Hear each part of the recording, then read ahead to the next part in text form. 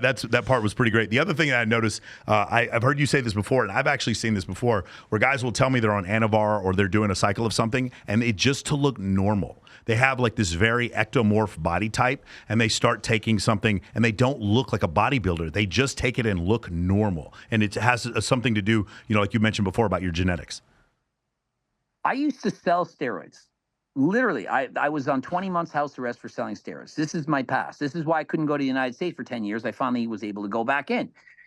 I used to sell to people, and they would be taking steroids, and I would be looking at them and being like, you're on more gear than I am, and you don't look like you work out. But why were they taking it? Because imagine how they'd look if they weren't on it. And so people just want to look average. They want to look normal. If you're a 1 or a 2 out of a 10, and you take steroids and you're now a 4 out of 10, well, it's done its job. And so just because you're on steroids, you're not going to look like The Rock or Mike O'Hearn, which apparently are natural. You have to have the genetics. And so regardless if you're eating right and training right, if you have shitty genetics and you take gear, you're going to look just like natural. You can bring up Greg O'Gallagher. Do we really know he's natural? It is, of course, possible that this guy is, for example, using animal.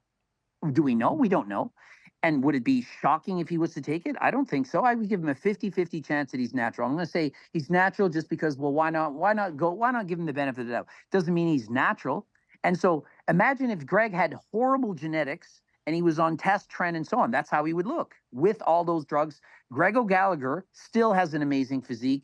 For a guy that has shitty genetics on gear, they're not going to look as good as Greg O'Gallagher. Yeah. One of my favorite things, again, another buddy of mine, Brandon Carter, when you were just like, dude, you look incredible. Why can't you just say that? Like, you go off on these tirades, dude, and they're hilarious. I've actually, I've been inspired sometimes when I talk to my clients when you go off and do this, because you're, like you said before, I'm not here trying to hate on you. You look awesome. I'm telling you, like, you should take it as a compliment that I'm calling you a fake natty. That means whatever you're doing is working. But I am calling you out for trying to tell people, because it could, just like when women say Lizzo is beautiful, it sets a bad example for your BMI and your possible heart health, your cardiovascular health. When you say something like that is beautiful, it also, you could do the same thing if you're The Rock, you're 6'5", 275 with a low body fat percentage, and you're telling people you're not on steroids.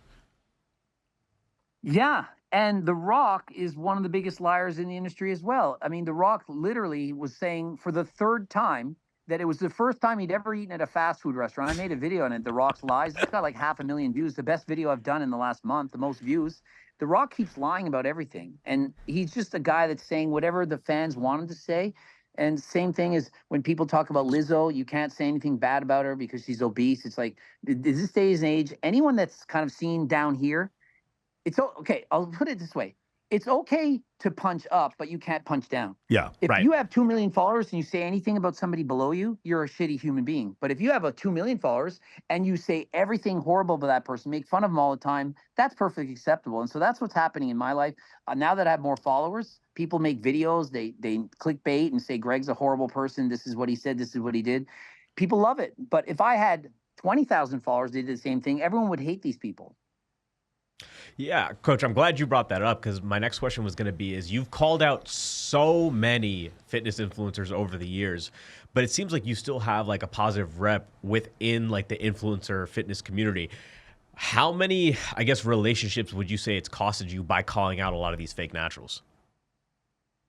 I think that if I was nicer, I would probably have more people that would be more likely to want to have positive relationships. But I haven't had any relationships with anyone that's all of a sudden I don't have a relationship with them. So any of the guys that I'm already good with, and if I make a video about them, it doesn't ruin anything, but it perhaps stops people from wanting to come on board with me. But the truth hurts. And people respect me because they know I'm being my authentic self. When I give you an opinion, good or bad, it's the truth. And so when I say something good to someone, or even in my dating life, if I give somebody a compliment, they know it's true. So when somebody is like a bodybuilder or bikini competitor and they say, hey, if you want to know how you actually look, go and ask Greg, because he's not going to give you some bullshit answer. He's not going to blow smoke up your ass. He's going to give you the honest answer. So I've always been honest. I've always been my authentic self. And so I think people respect me because they know I'm simply giving the truth. Greg, you made a video recently on getting David laid. Thought it was really interesting. Yes. I was reading the comments, like very controversial. I thought it was terrific. And can you talk about one of the things I talk about with my clients is that while cold approach, I used to work with like Mystery back in the day, and back in like '08. Back then, because girls weren't on their phone all the time, the iPhone had just come out the year prior. There was a very different dating environment. They weren't looking for quite as much stimulus. I noticed a lot more attractive women at strip clubs, nightclubs, etc. And then as time passed and Instagram, women started getting validation through Instagram and then later on through OnlyFans, I noticed that like I would have to throw these huge events, or I would have to contact women on social media in order to see those same type of like very attractive women. And I was curious, have you seen in your life, you're about 2 years older than me, have you seen in your life the changes that's happened since like say 2000 before that to now, and how it is that you go and cold approach a woman, and what the effects of social media have been? Well, I remember way back in my younger days, in my 20s, I said, I'm going to go and ask 10 girls out and see if I can get their numbers. And I remember I had 5. So 50% of the girls that I would talk to, just cold approach, say, hi, I want your number. This is before there was no Instagram, there was no Facebook. This is how old I am. And 50% get my number. Now, in today's day and age, I wouldn't dare ask somebody for a number. I would never go and ask for a number. So when I go and approach somebody, I'm always getting their Instagram. So you have to find some reason to talk to them, and then you have to get their Instagram. And from there, you can do whatever you want. But it's certainly a lot more difficult now. It used to be normal. For example, I got canceled on TikTok because I made a video defending a guy's right to speak to a girl at a gas station. TikTok, I had 58,000 negative comments in the comment section of the video. A guy was basically hitting on a girl, and she made a video making fun of him. And the reason she made fun of him, because he wasn't attractive. It was Chris Bumstead or The Rock or a guy with a friggin' Mercedes or a Lamborghini.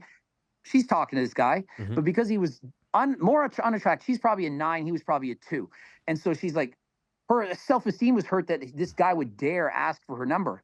So she shit on him. I defended him. I got canceled from TikTok. They reported every one of my videos as sexual harassment, bullying, and everything. That's how they do when they try to cancel you. So notice I don't have a TikTok. And so this is why. Back when I was younger, you could go and talk to someone. You could strike up a conversation. If I was at the grocery store, at the mall, anywhere, hi, how you doing? And you could talk, and it was in the real world, and it was normal. Today, it's like, people think that if you talk to someone, you're harassing them. So it's a complete changeover. Yeah, and the changeover seems to be generational. I was reading one study, and I believe it was millennials, but I might not have been correct about this. But they were saying something to the effect that 17% of them saying going up and talking to a stranger constitutes sexual harassment. And it was like, if 17% of them believe something that outrageous, I've always said, like, you know, that weird couple in the bar that's like approaching women to like try to have a threesome. I'm like, that's not weird. You can ask once. You're always allowed to ask once. You get to ask once. After that, if a girl's like consistently, hey, no, no, no, you can still be friendly. But once you keep doing that, then it's a problem. But you do get one freebie. And I think that it doesn't constitute sexual harassment if you do that. Exactly. You should be allowed to say anything once. I 100% agree with this. There's nothing's wrong with saying something. If somebody says, no, I'm not interested, like if I start hitting on you and you say, hey, thanks, but no thanks, I'm not interested, and you keep going, then they can do whatever you want. Hey, get out, asshole motherfucker. Say whatever you want. But if you're just saying hi, the polite response is hello. If they then say, hey, I'm interested, or they start chatting you up and you say, hey, I'm just not interested. But the thing is, girls will say they're scared that if they keep talking to them, that they're going to somehow assault them or something. It's not the truth.